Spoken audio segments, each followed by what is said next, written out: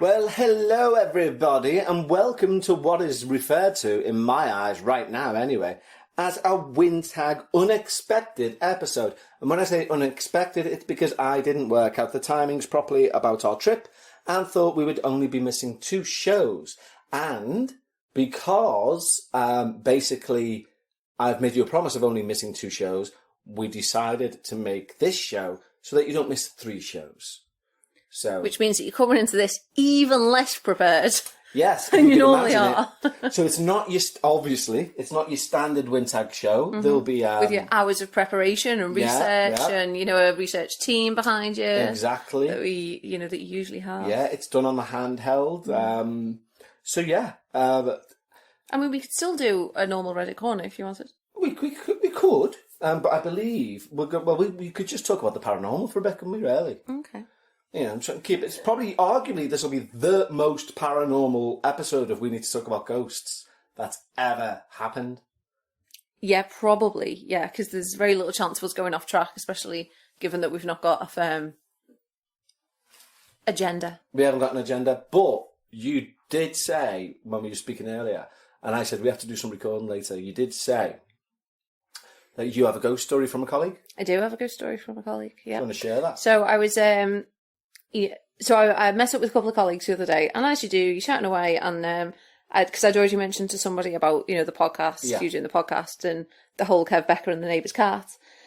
And one of my other colleagues mentioned this, so one of the colleagues was like, "Oh, what's this about a podcast?" And I said, "Oh, my partner Kev got this podcast."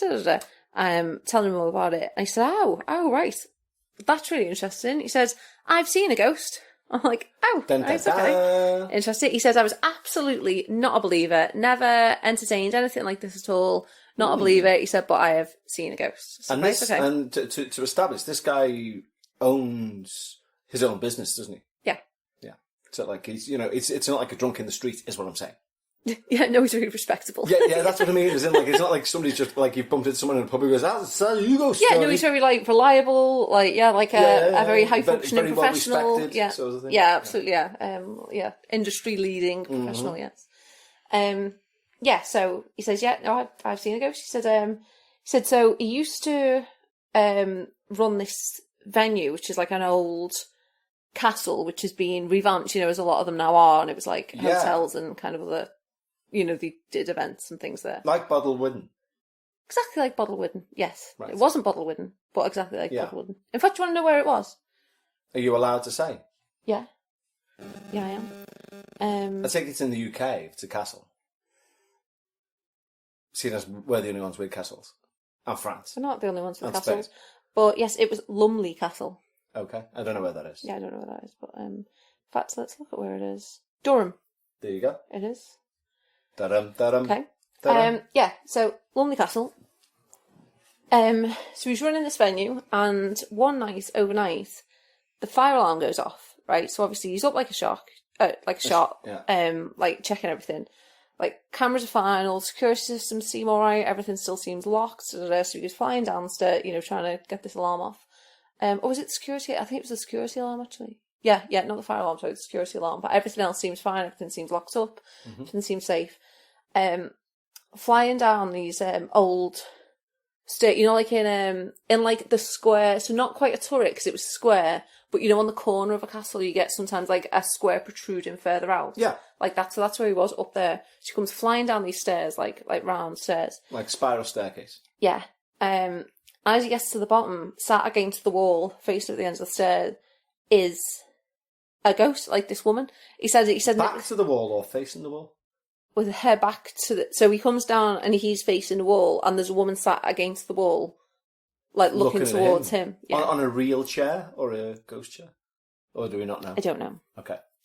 And he says it was exactly how, like, you would imagine a ghost to be described. He said it was like opaque, like kind of smoky, like wearing a kind of shroud thing, like all in grey. Wow. He said, and she was there. He's like, she was absolutely there, like as real as I can tell you. Like she, she was there. I saw her, like this older woman. He said, and like after kind of a moment of seeing it, she got up and walked through the wall, and that was it. She was gone.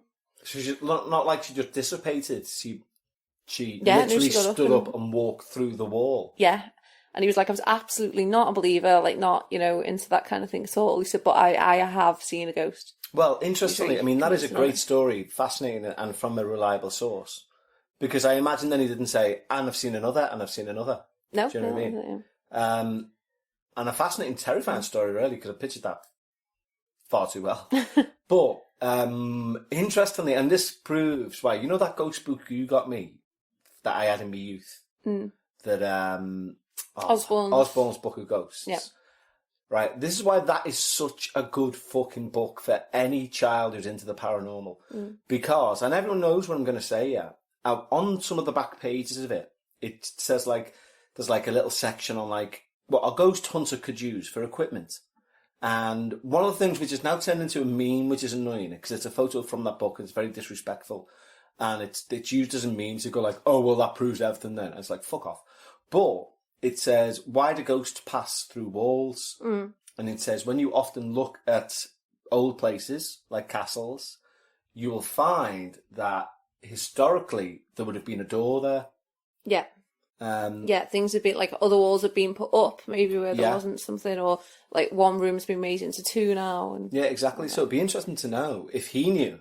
Next time there's a lull in conversation with him, bring it back up. Sorry, just going back to that ghost story. No, but seriously, bring it back up with him and say, out of interest, would you have any idea if there was a door there? Because Going back to that ghost story. So, did you happen to see the blueprints for 300 years previously? But you've literally just said he was in charge of like renovating and like turning it round to be a venue for weddings and stuff. So he might be like, actually, fucking hell, yeah, we bricked up a wall there because we wanted it to be a room for whatever. Do you know what I mean?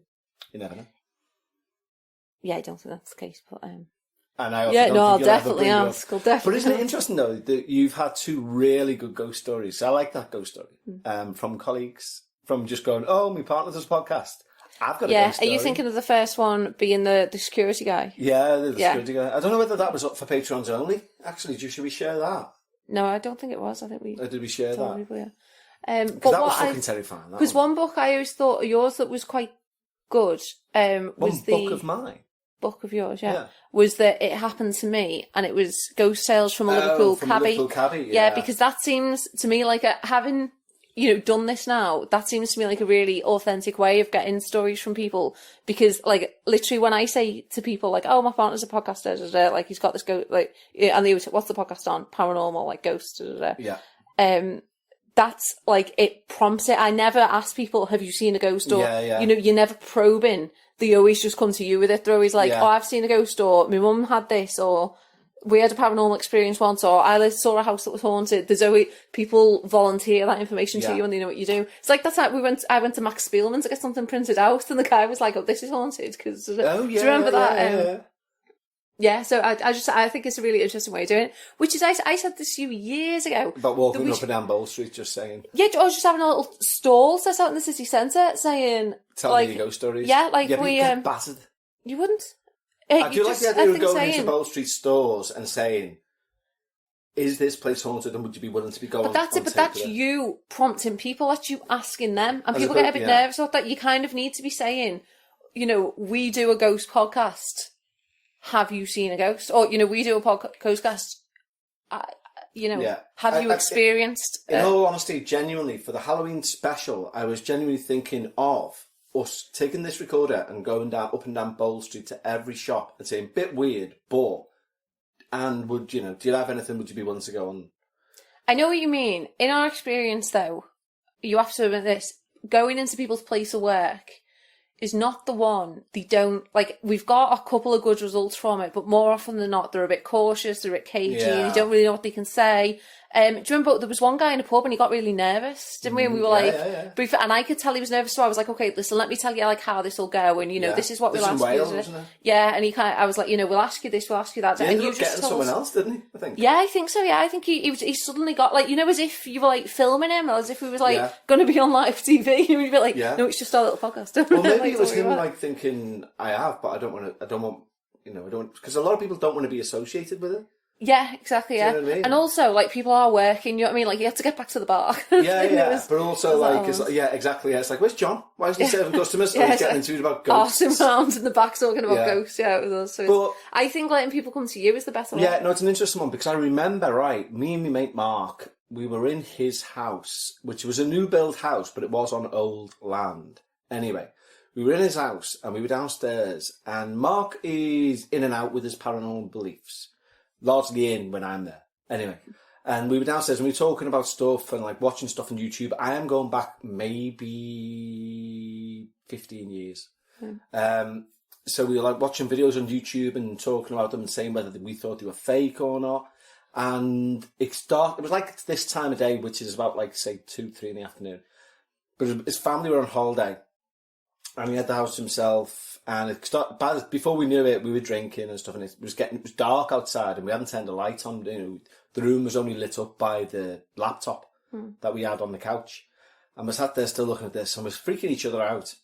And from upstairs, right, we heard this noise, and the noise was a digital violin, right, like going like.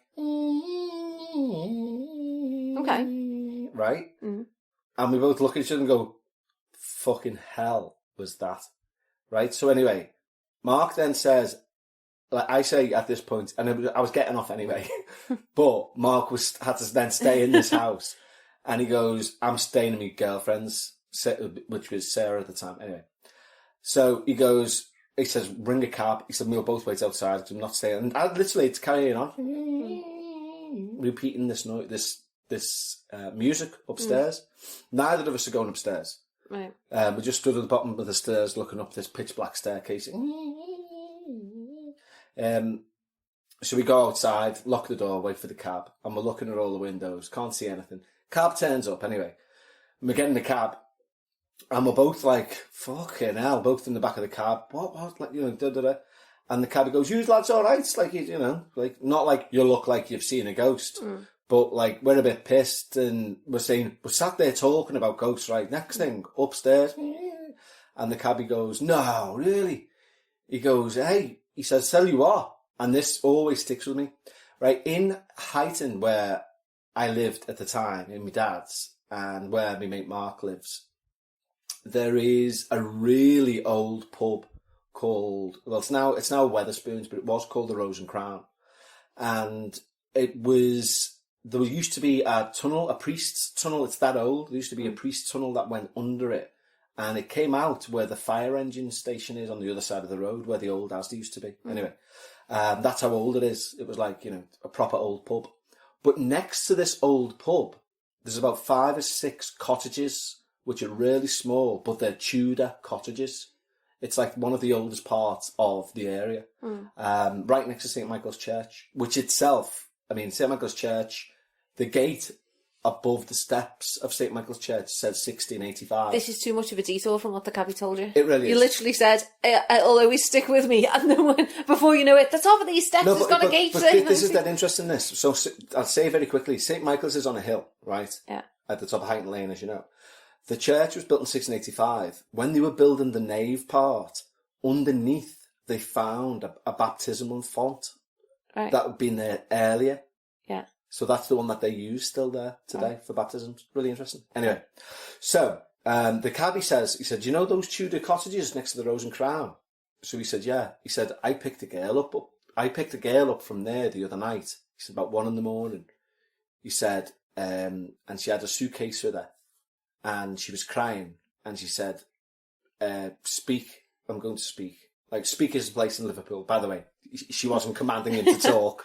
Say words. Yeah. And he was like, you're all right, love. Like, he said he thought she'd been, like, battered or something or whatever. Yeah. So he was concerned for her. And she was like, no, I live there alone. She said, but I can't go back in there. She said, things are flying around. It's like, it's haunted. Yeah. It's like, there's a poltergeist in there. It's like smashing stuff up. And I'm not going back in there.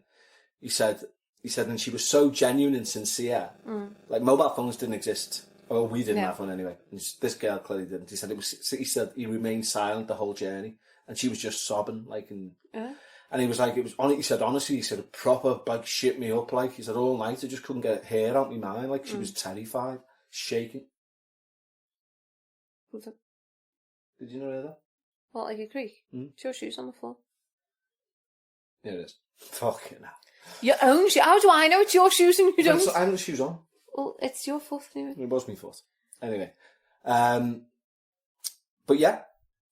But that's my point, is that... Anyway, sorry, to get back to the violin, it turns out... Bloody hell. It turns out that his dad has this, for some reason, half the size of a normal violin, electric violin, that you pretend to play, but push your button with your chin, and it plays the tune. Of course he does. Why wouldn't he have that? But we still don't know why it was playing the tune. His dad reckons it was because the batteries were dying. I was going to say, was it like one battery? Well, there's this thing, no, I mean, why when batteries... But the thing is, the tune wasn't slow. Do you know what I mean? Let's say it was Green Sleeves. It wasn't like going dun dun dun dun dun. It was like ba-dum, bum, ba-dum, bum, maybe bum, to alert you to the fact it's running low. Like how when our fire alarms batteries run out, they helpfully give you a beep every 40 seconds. Yeah, but I don't think... With no respite until it I comes. don't think that's a needed feature for a false violin. And we'll let you know when it's still running low on batteries by playing Green Sleeve just blaring repeatedly. it out. Yeah. But it's an interesting thing. It's kind of harking to the idea of, like I say, we'd spent about 4 or 5 or 6 hours looking at the paranormal or the alleged paranormal and discussing it. Yeah. And I do have this belief that the more that you hype yourself up into a frenzy, almost like a folie à jeu, you can create, something to take place. I don't think you can create something to take place, obviously, but I certainly think you can think you see more than you do when you're in that state. Because, suddenly every little movement, every little creak, you're on high alert for. Well, this gets me back to what my mum used to say, and it really bothers me that I can't ask her to say what she meant. Because my mum got me into the paranormal, which I've spoken about before, but one of the things she used to say was, well, she said 2 things. 1, never be afraid of the dead, it's the living that can hurt you. Mm-hmm. Which is a weird thing to say because it implies the dead are there. Do you know what I mean? But 2, she would say, if you want to see a ghost, you'll see a ghost. And to this day, I don't know whether she meant just what you've said. If you get yourself if you want to see a ghost that badly, everything becomes a ghost. Yeah, you convince yourself. Do you know? Or, if you really want to see one will appear to you. Because interestingly, thinking about it now, I've been, just not long after my mum died, and we did have this paranormal connection when she was alive, about like a joint interest. There was a point where I was sat in her and my dad's bedroom, sat on the bed, looking at a picture of her. And by the way, that's one of the most common blag things of psychics, when they say, do you hold a picture of her and look at her? Everyone does. So when someone says that, they probably haven't made contact. Anyway, so I was looking at a picture of her, and I was sat on the bed, and I got this feeling, right? The weirdest feeling, I got this feeling that if I wanted to, and I was open to it, I could turn around and she'd be behind me. Right. But I didn't want to because I was a little bit scared. And I actually vocally said, not now, please, Mum. Right. Right. And I'm not saying the feeling subsided because it didn't. I was just still scared. But when I turned around, she wasn't there. But I got a genuine feeling that and I thought about it at the time, if you want to see a ghost, you see a ghost. I remember thinking, do I?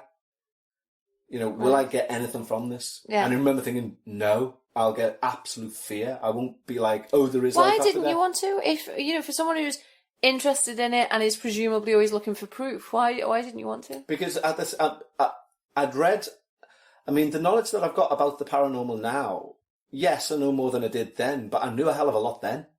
Do you know what I mean? I was into it. Even at 16, I was into it. So my point being is that I also knew that the demonic will appear as passed on loved ones.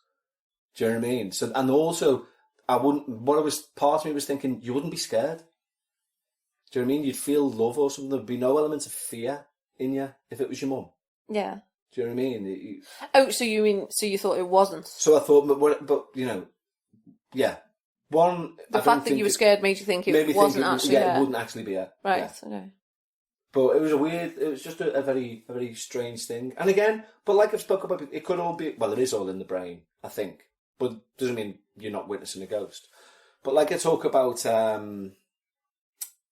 Ian from the Parapod, and he's absolute skeptic to the core, as everyone knows. But he says he was writing a biography about Les Dawson late at night, like one lamplight on, 2 a.m, writing away. And he was so engrossed in the life of Les Dawson, he felt his presence in the room, you know. And it was a combination of him being tired, of being late, him being so engrossed in knowing everything about this man's life. He genuinely felt like he was in the room with him.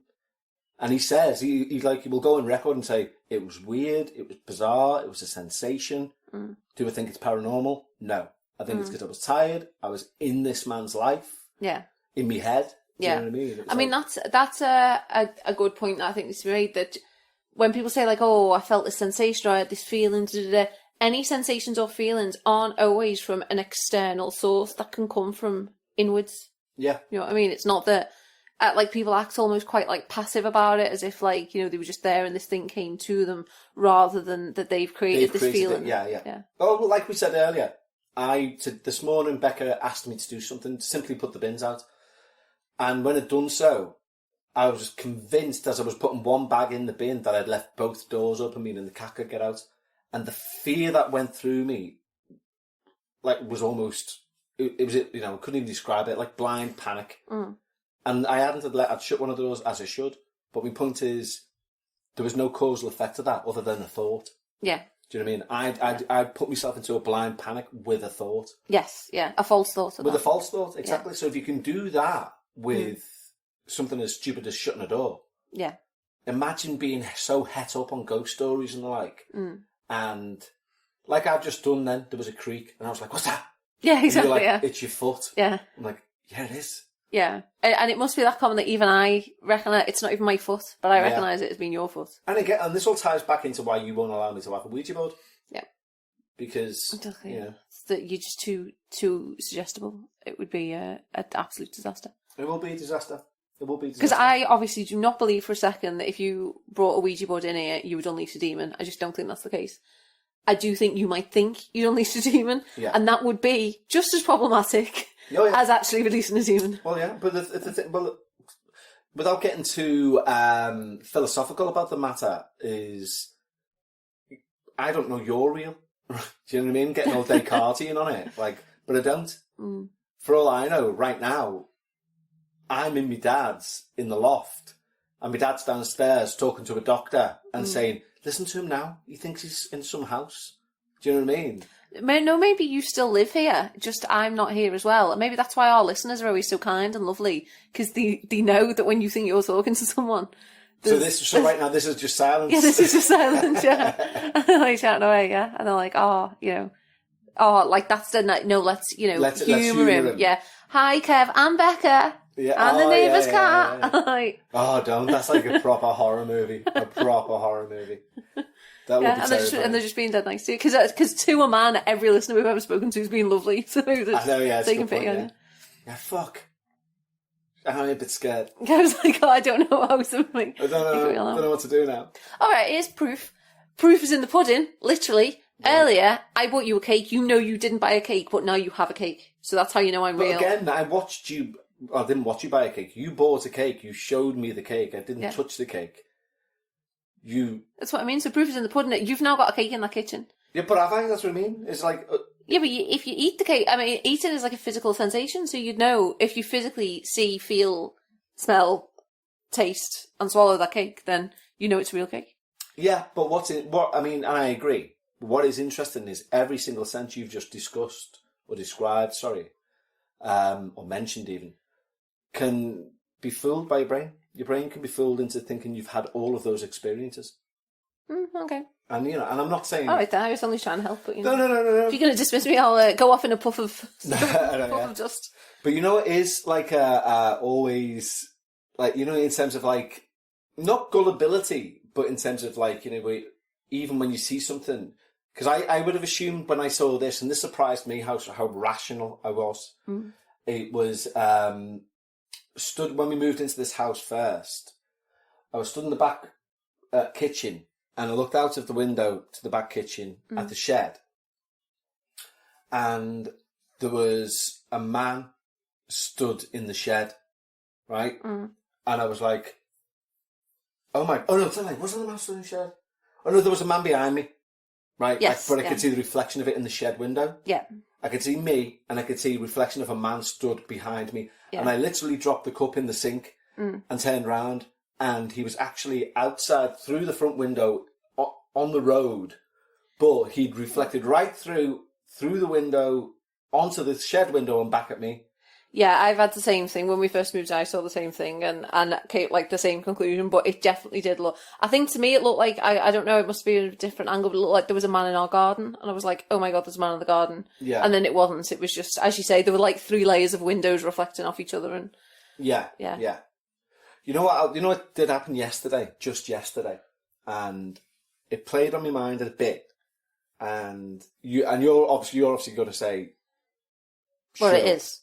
But yeah, no, but it's played on my mind a bit, and you're going to say shut up and fuck off or whatever else. But that doesn't pick me in a nice light. It doesn't, does it? But we go to bed at different times, right? I normally go to bed between 1 and 2, sometimes a bit later. Anyway, I take my phone charger into the back bedroom because, well, why? Obviously, because I like to swing it round and pretend I'm a cowboy. So to charge my phone. So obviously, then I turn off everything in the back bedroom, right? And then I turn my torch on my phone. Okay. And then I go to the bathroom, turn the light on there, and then do what I need to do. Turn the bathroom light off, turn the torch back on my phone, go to bed, plug the charger in, plug the phone in, turn the torch off, go to bed. Right. Anyway, last night, I come out of the bedroom, turn everything off, phone on, torch on, go into the bathroom, light on, do what I need to do. Come out of there, torch on, back to the bedroom, sit down and realise I've left the charger in the back bedroom. Okay. Right? So I go, oh, for fuck's sake. So, with the torch of the phone, I just walk into the back bedroom, unplug the phone charger, spin round and walk out. Now, as I'm walking into our bedroom, I'm replaying. Something in my brain is saying, what the fuck was that? Right. Now, I didn't go back and check because I thought you're tired, it's dark, your eyesight's Well, I sure shit. hope it wasn't an axe murderer. No, but my point is, I was tired, my eyesight's shit, it was pitch dark, but something went, what the fuck was that? And as I spun round in that back bedroom, it appeared, just from a very quick, 0.3 second glance, that there was something about 8 foot tall stood in the corner of that room. Which corner? By where the mirror is. And I know that it's a full length mirror, so it could have been me. Yeah. But it seemed to be out. Right. You know, like a physical thing. And you know what the weird thing was? It seemed bent at the waist, the more I think about it. Right. Like it was stood there perfectly. Its waist would have been right in the middle of the height of its as a being, right? And it was bent at that waist. Right. How far bent? Good question. God, I don't know about degrees. So it was about maybe a foot. That the head part will be about a foot to 2 feet away from the wall. Then it came into the wall, and then it was the same length out to the feet. That's the same shape as the lamp. The lamp's in the other corner. Yeah, I know, but as you say, it's the mirror. But the mirror faces out towards the other side. But isn't there also another mirror on top of the brown little mini... Also, the lamp chest is a drawer? foot high. No, it's on something, isn't it? So it's high. No, it's on the floor. The lamp's on the floor. The lamp's on the floor. I thought the lamp was up. So what use is it on the floor? Because I don't like it being too bright, so I've put it on the floor and aim it towards the wall. Weirdo. Well, there you go. Okay. So what I'm thinking is, the lamp reflected in the mirror. So basically, we're mirrored wardrobes, yeah. right? And it's that corner that you're talking about, isn't it? Yeah. But also on that is a long, kind of taller mirror, but the type that you would put on a wall, but we haven't put it on the wall because we're bone idle, and it's just on top of facing the doorway. A unit. Yeah. So if you're stood in the doorway of the back bedroom, to the left of the mirrored wardrobes that face outwards, right ahead of you, you're looking in that length mirror, that full length mirror. Yeah, the one that's on top of a unit. Yeah, and the room extends out to the right. Now, the plug socket I'm talking about is you have to go into the room towards the window, unplug it, and then walk back out. And it's as I've walked back out and walked into our room, I've thought something really tall and in a weird like L shape has been physically there. So it's been, just to make sure I know the corner that you mean the corner where the mirrored wardrobe is, but the side closest to next door. So like where the cat's bed is that she doesn't use. There. Exactly. Okay. And this gets back to why I should never be allowed a Ouija board. You know, the thing that's concerning me is the number of books I've bought that are darker than any books that I've bought in the past. Right. Right. So, for example, this book on angels, that's like... Can't be dark, it's all about angels. Yeah. But, literally a dictionary of angels, including the fallen angels, is what its full title is. Literally behind me is the Book of Black Magic and Ceremonial Magic. I mean, yeah, that one I've got no answer for. The others that I bought, well, one of the others I bought was Satan's Mistress. And I don't know. And the whole thing is, the worrying part is, they're all second-hand books. You know. Doesn't mean the previous owners are dead. Doesn't mean the previous owner is dead, but my point being is, who... As I say, the book that you're holding now, the Angel book, we've established was published in 1980. It was $20. It's an American book. There's no UK price on it. It was purchased for $20, which we worked out during the Patreon show is about $75 now. So somebody with an interest in the occult, basically, has bought that book. Yeah. Somebody with an interest in the occult has bought that ceremonial black magic book. And then sold it, right? Or just giving it away. Well, I bought it off eBay, so... Well, I didn't buy the Angel book off eBay. No, but I mean, books can go through many hands. It's not necessarily second-hand. It could be 18th hand by now. Well, yeah, it's a good point. I'm just hoping that, You know, in the same way that, like, for example, when we went to that hotel in Anglesey, that was... where I picked up a load of recordings of bangings and it was meant to be haunted. And I was so freaked out that I opened the Bible and left it open overnight, because that's what you're meant to do. Yeah. Because that will protect you from evil spirits, allegedly. My wondering is, I wonder if opening and leaving open a book such as fucking Arthur Edward Waite's Book of Black Magic, if you leave that open, there's something, whereas the Bible protects you, there's something from that go, I'm going to walk around your house for a bit and see what it's like. Maybe. I mean, if it does, it's not that evil. I'm going to walk around your house for a bit and see what it's like. Just have a quick look in this corner. Oh, best pause, he's getting the plug. Just look like an L. Anyway. Yeah, quick, just get into the same position as that lamp. Disguise yourself, camouflage. Shit, the lamp's only a foot and I'm 7 foot. I don't know what to do. Oh, he's gone. So anyway, this has just been a little bonus episode for you guys because I'm a tit and I forgot that I couldn't work out actual dates. So I hope it was background noise anyway. Anything you want to add? No, just wish us luck, wish Kev luck because he thinks he's released some demons, and wish me luck because I've got to live with Kev who thinks he's released some demons. So. Yes, exactly. And the day you're hearing this is the day we arrive back in the UK. So that's fun. Next week, normal service resumes. So there you go. Very good. Okay. Tatty bye, everyone. Bye, guys.